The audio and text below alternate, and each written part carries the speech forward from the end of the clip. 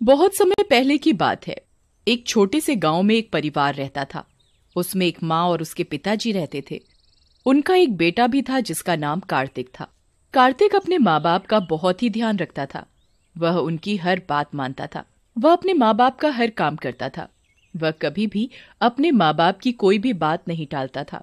एक दिन की बात है, कार्तिक के घर एक औरत आती है। उसका नाम बिमला होता है और वह कार्तिक की माँ से कहती है, कार्तिक की माँ, कैसी हो? मैं ठीक हूँ।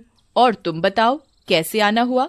आज हमारे घर का रास्ता कैसे भूल गई? सुना है तुम कार्तिक के लिए लड़की देख रहे हो। हाँ बहन, लड़की तो देख ही रहे हैं, पर कोई लड़की पसंद ही नहीं आ रही। बिमला को पता था कि कार्तिक की माँ लालची किस्म की औरत है। वो किसी ऐसी वैसी लड़की से शादी नहीं करेगी।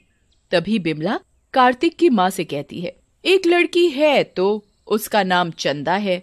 सुंदर भी खूब है, पढ़ी लिखी भी काफी है और माल भी बहुत देंगे। तभी कार्तिक की माँ बिमला से कहती है, तुम ये सब छोड़ो, ये बताओ शादी में लड़की के माँ बाप क्या क्या देंगे। तुम चिंता मत करो, तुम्हें कहने की जरूरत भी नहीं पड़ेगी, वो अपने आप सब कुछ देंगे। ये बताओ पैसा कितना देंगे?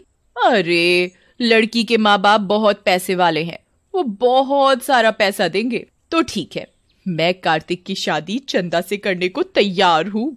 और अगले हफ्ते कार्तिक की माँ कार्तिक की शादी चंदा से कर देती है और चंदा नई नवेली दुल्हन बनकर अपने ससुराल में आती है। ससुराल में सभी लोग चंदा का खूब अच्छे से स्वागत करते हैं। और अगले दिन लेकिन कार्तिक की माँ का तो ध्यान चंदा के साथ लाए सामान पर था। तभी कार्तिक की माँ चंदा से कहती है, तेरे बाप ने शादी तो ठीक ठाक कर दी, लेकिन शादी में पैसा तो दिया ही नहीं। शादी से पहले आपने तो ऐसा कुछ बोला नहीं था। हमने तेरे माँ बाप से कुछ नहीं मांगा तो इसका मतलब ये नहीं कि वो अपनी बेटी की शादी में कुछ दे ही ना। चंदा अपनी सास की बात सुनकर बहुत रोती है। तभी कार्तिक चंदा से कहता है, अब रोती ही रहोगी या कुछ खाने के लिए भी बनाओगी? कब से हम लोग भूखे बैठे हैं। जी जी अभी लाई। और चंदा रसोई घर में खाना बनाने चली जाती है। तभी उसकी सास चंदा को आवाज लगाती है, अब खाना ही बनाती रहेगी या चाय भी पिलाएगी? चंदा रसोई में से आवाज लगाती है, जी माँ जी, अभी लाई। और चंदा चाय बनाकर ले आती है। जैसे ही चंदा की सास चाय पीती है, छी, इतनी गंदी चाय! तेरी माँ ने तुझे चाय बनाना भी नहीं सिखाया। और वो चाय का कप फेंक देती है। ये देख चंदा रोती हुई वहां से चली जाती है और वो अपने कमरे में जाकर बहुत रोती है। चंदा की सास और उसके पति का बर्ताव चंदा के लिए दिन पर दिन खराब होता जा रहा था, जिसकी वजह से चंदा बहुत दुखी रहने लगी। एक दिन की बात है, चंदा की सास चंदा से कहती है, चंदा, सुन चंदा, घर का एसी खराब हो गया है, अपने घर जाकर अपने बाप से एसी मांग कर ला। चंदा अपनी सास से कहती है, माँ जी, मैं कैसे अपने घर वालों से एसी मांग कर लाऊं? तभी कार्तिक भी चंदा से कहता है, माँ ने कह दिया ना, एसी मांग कर लाना है तो लाना है।